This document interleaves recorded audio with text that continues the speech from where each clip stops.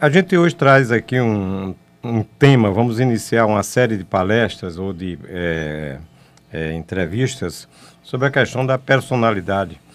Porque no nosso dia a dia, né, a gente queira ou não, a gente convive com pessoas que têm transtorno de personalidade.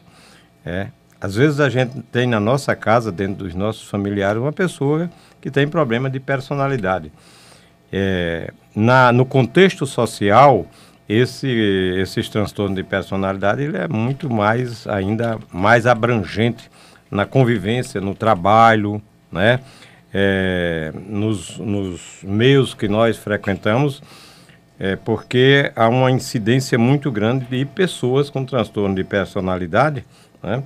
E aí é preciso a gente saber o que é uma pessoa com transtorno de personalidade e como lidar com ela. Ou lidar com ela enquanto nossos familiares, enquanto nosso familiar, ou então lidar com ela como um indivíduo que possa ser nocivo à sociedade. Porque, como o nome diz, né, a gente tem que fazer uma diferenciação. Pessoa que tem transtorno de personalidade, obrigatoriamente, ela não deve ter uma doença mental ou uma explosão de doença mental, tipo uma psicose ou uma depressão. O comprometimento do transtorno de personalidade, ela está no caráter da pessoa, né? Quer dizer, é como se uma coisa que a pessoa já nascesse com ela, né?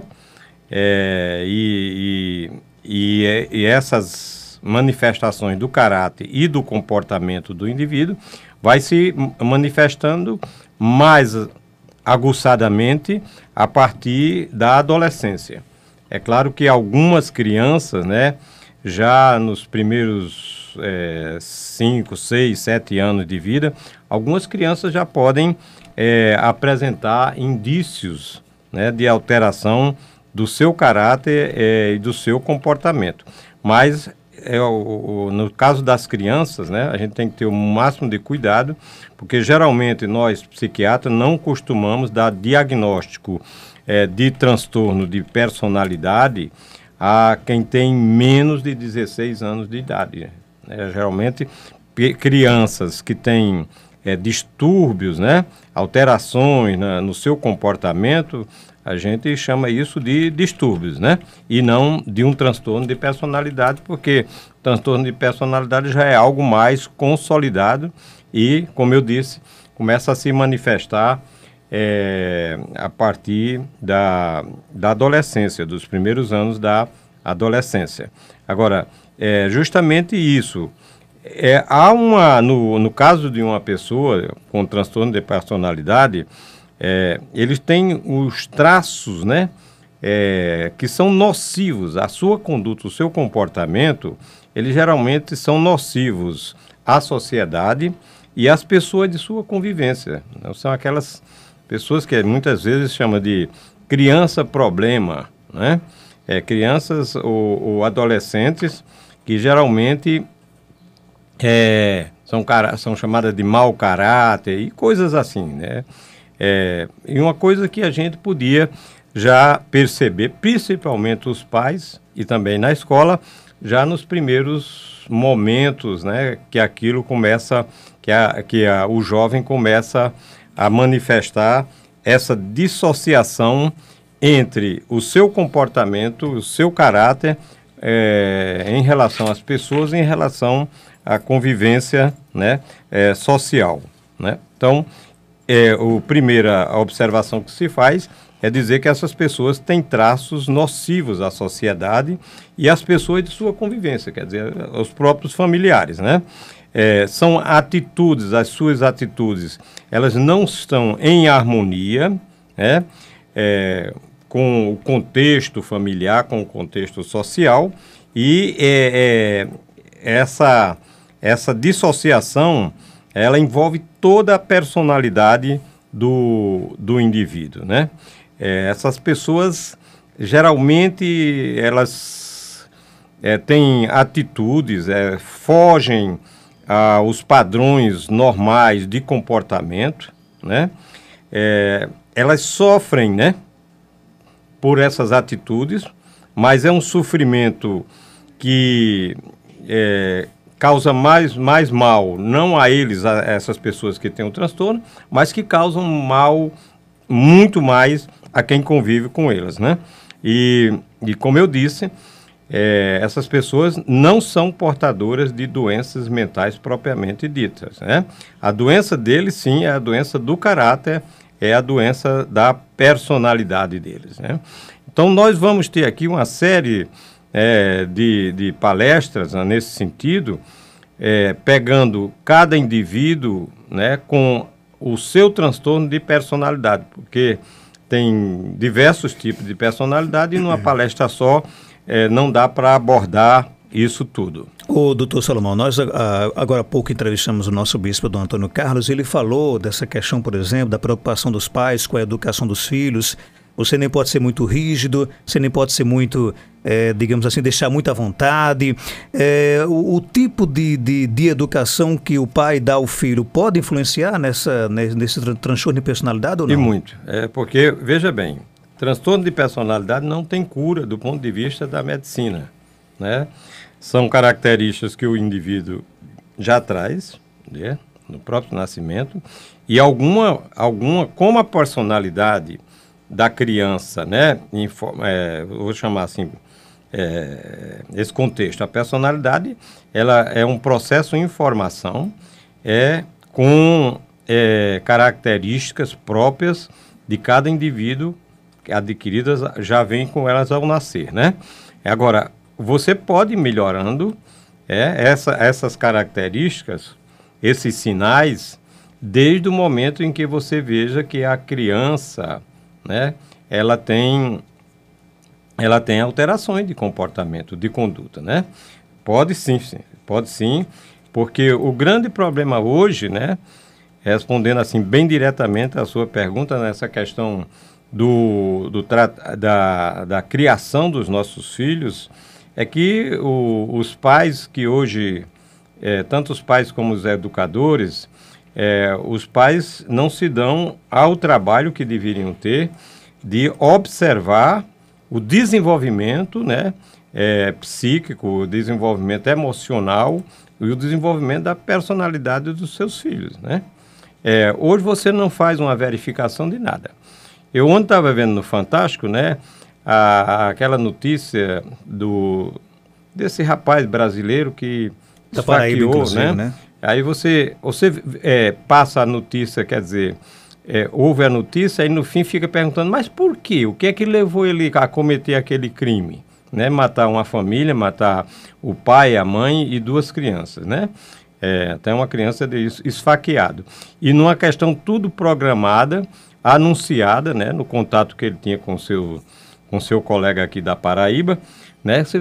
Qual é a atitude? O que é que passa na cabeça de um jovem desse, né? Agora, você aí teria uma questão muito abrangente. Primeiro, né? Aí tem uma entrevista lá, parece que do tio do rapaz, do assassino, né? Que ele diz, não, um rapaz aparentemente boa conduta, alegre, né? Brincalhão, se divertir, né? Mas eu pergunto, né? Tudo bem, brincalhão todos nós praticamente somos.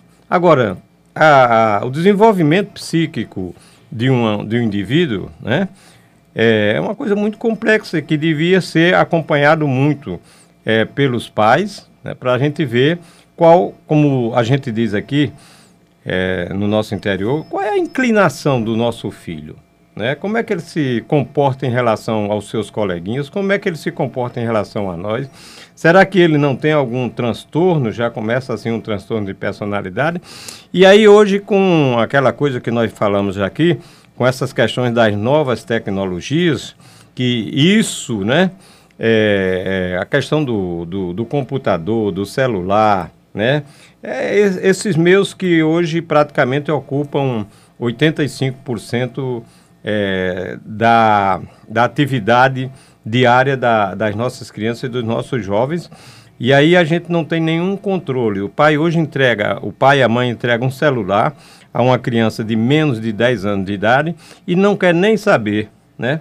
eu gostaria muito que os pais fizessem um experimento, que pegassem uma vez por outra o celular dos seus filhos e fosse observar qual é a conversa, o que é que eles conversam entre si. Eles certamente, eu garanto que 85% ficariam escandalizados com as conversas entre si pelos celulares entre os seus filhos de 10 anos de idade. É importante que os pais, por exemplo, revelem para seus filhos, olha, eu peguei seu telefone celular, eu vi a conversa no seu message, eu vi a sua conversa no WhatsApp, é bom que o filho não saiba que o pai tem esse procedimento. Não, eu acho o seguinte, que quando você resolver dar um celular ao seu filho, né, principalmente, primeiro, eu não vejo a menor necessidade que uma criança com menos de 14 anos de idade, né, ele tenha que ter um celular à mão 24 horas por dia, né? Não há essa necessidade. Para quê? Só para diversão, para se entreter, para os pais terem os pretextos. Não, meu filho está ali no quarto, minha filha está ali no quarto, né? Está acomodada, é melhor do que ela esteja na rua praticando não sei o que lá, né? Mas nesse momento o celular utilizado indiscriminadamente, né, sem nenhum controle por parte de menores, pode estar causando muito mais mal, coisas, muitas alterações na vida da pessoa, da personalidade da pessoa, do que propriamente se ela tivesse aí na rua, né? Eu não vou dizer que cometendo alguma coisa de adulteração, né? Mas eu acho que tudo é uma questão de negociação, para que quando você der um celular ao seu filho, você esteja dizendo, para quê? Para a gente se comunicar quando você sair. Porque quando eu quero conversar com você, você tem que estar o celular. Agora, tudo bem, ninguém vai proibir um jovem de ter um celular e dizer, olha, você não pode. Não pode usar o WhatsApp, não pode usar Instagram, né? Mas tudo tem que ter um acordo, tem que ser conversado com os filhos. O grande problema é que os pais não negociam nada, né? Tem que condicionar o uso do celular, principalmente para entretenimento, com o cumprimento das tarefas escolares, com a responsabilidade que o jovem tem que ir adquirindo em casa, né? Porque tudo isso pode influenciar de uma maneira positiva na formação da personalidade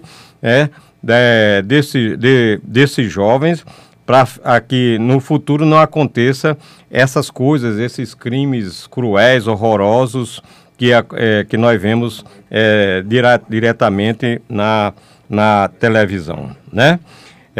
Eu quero dizer, voltando aqui ao tema do transtorno da personalidade, que esses jovens, né, eles não têm condições, essa falta de adaptação às situações sociais, de convivência com a associação, é uma coisa irreversível, né?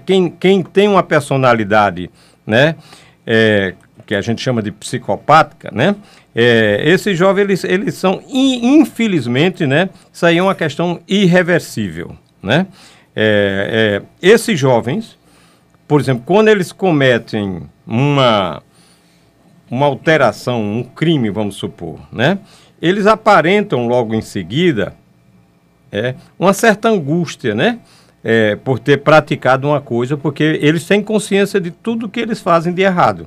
Só que o sofrimento, o arrependimento deles é uma coisa assim muito fraca. Você pergunta, tudo bem, você teve uma explosão, você bateu no seu pai, você bateu na sua mãe, você quebrou tudo dentro de casa, você se arrependeu, né? Ele vai dizer, sim, me arrependi, mas de uma forma muito frouxa, muito fria, né? Porém, ele não tem nenhum senso crítico, porque na primeira outra oportunidade que surgir, que ele tenha sido assim contrariado, ele vai repetir a mesma coisa, né? Doutor, agora existe, por exemplo, um teste que eu possa detectar, diagnosticar que eu tenho esse transtorno de personalidade? Tem, certo? Nós, tanto os psicólogos como os psiquiatras, podem. Mas, por exemplo, no processo de formação, principalmente as personalidades antissociais, que nós vamos falar, aí a gente vai mostrar, né?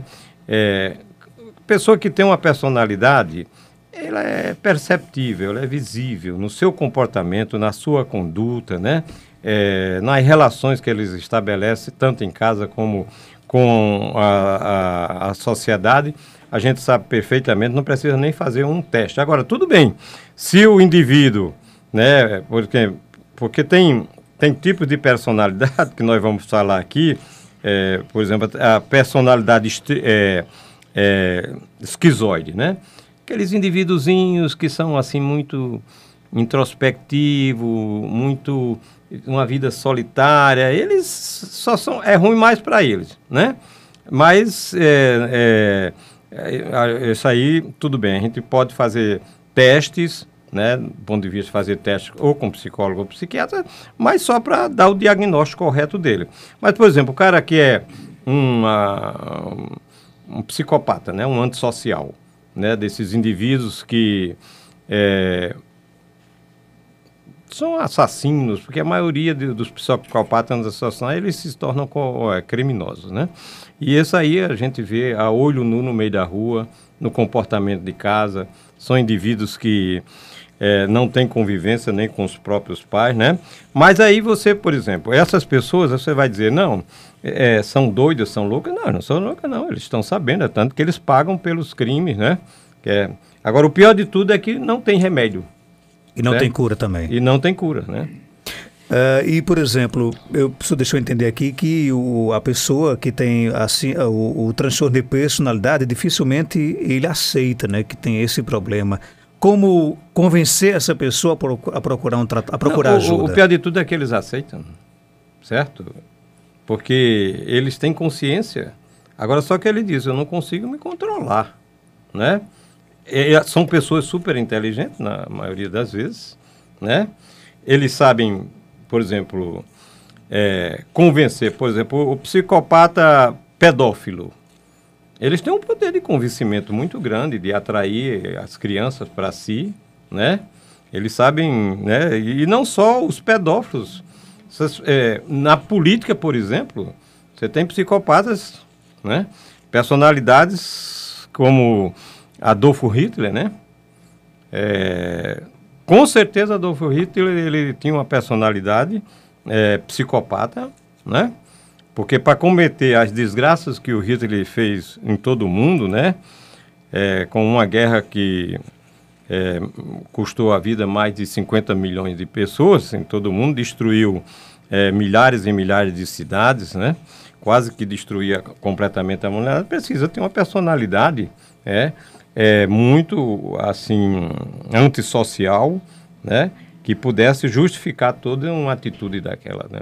Então, esses psicopatas, por exemplo, o Hitler, você não vai dizer, ele chegou ao poder na Alemanha com o voto da população e, acima de tudo, com o fanatismo da maioria do povo alemão, né? Apesar de não ter cura, existe meios de você conviver tranquilamente com esse transtorno? Não, tranquilamente não tem, certo? Nem o indivíduo, né? Porque é o seguinte, você pode fazer um tratamento com drogas, com psicoterapia, né? Mas a alteração da personalidade do indivíduo é tanto, né? Que nem a psicoterapia feita por psicólogo, psicanalista ou psiquiatras reverte esse quadro, né?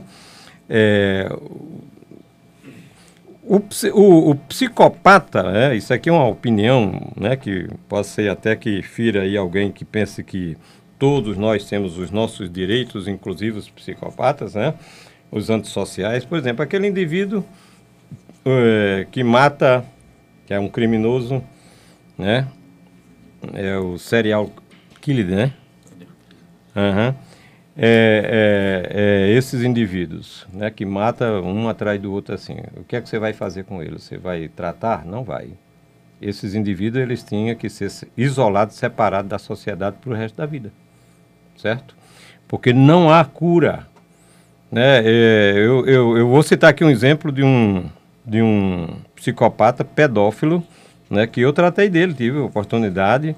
Ele morava numa cidade vizinha aqui, de Caicó, Eu tratei muito dele porque aquela compulsão, né, por criança levou com que ele fosse preso e fosse condenado e foi para o Pereirão, né?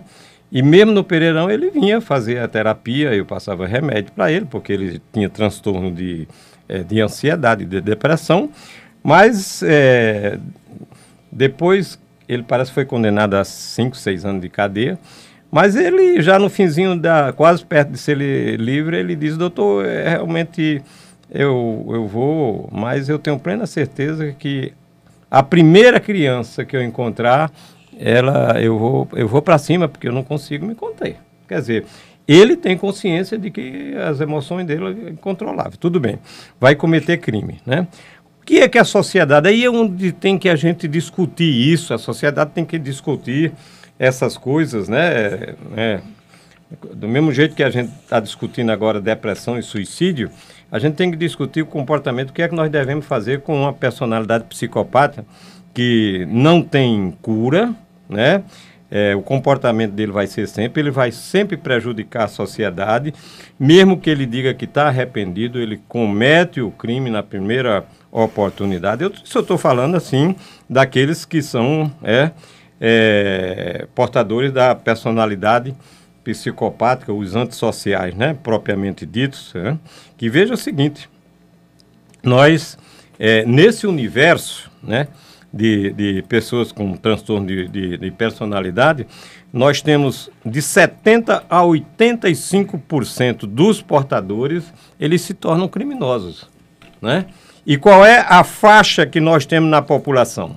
Olha, de cada 100 indivíduos na sociedade, nós temos, com transtorno de personalidade, de 10% a 13%. Né? Quer dizer, de cada grupo de 100 pessoas, nós podemos ter até pessoas com 13%. Não que todos sejam criminosos, né? Mas que desses, né, desses 13%, você vai ter até 85% que pode se tornar criminosos, né? 70% dos psicopatas, eles podem ser alcoolistas. Eles fazem uso abusivo de álcool, né? E até 90% dos psicopatas, eles abusam das drogas ilícitas. Quer dizer, são números, né, assim, horripilantes para pessoas que diariamente estão no convívio familiar e no convívio social. Ok, eu quero aqui agradecer a sua participação, doutor Salomão Gugel. Próxima segunda-feira de volta aqui no quadro Check-up no Rádio. Pois tudo bem, a gente vai falar, como eu disse, né, de todos os tipos de personalidade, né? Eu não quero aqui dizer que todos nós temos traços psicopáticos, né? Mas é bom que a gente saiba que no nosso meio, né, entre os nossos familiares, entre os nossos amigos, né, entre os nossos colegas de trabalho, você pode encontrar uma pessoa com transtorno de personalidade. Não que a gente deve, por exemplo, não, tem transtorno de personalidade, porque muitos, ainda bem, né, por exemplo, um transtorno de personalidade dependente.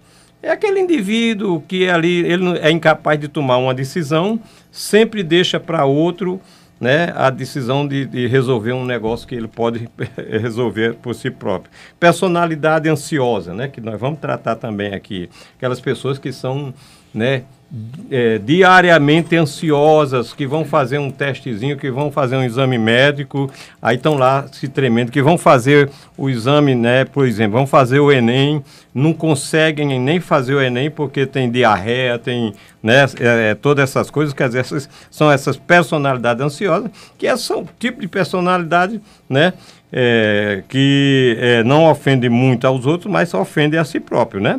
Vamos falar até da personalidade, né, narcísica, né, que é aquele cara que se acha o mais bonito, não existe homem mais bonito do que ele, também porque a personalidade narcísica é mais dos homens, né, aqueles caras que acham que são as pessoas mais importantes, né, que acham que não, olha, aqui só eu é que consigo resolver isso, é muito exclusivista esse tipo de problema. Vamos tratar de tudo isso no decorrer das nossas próximas palestras.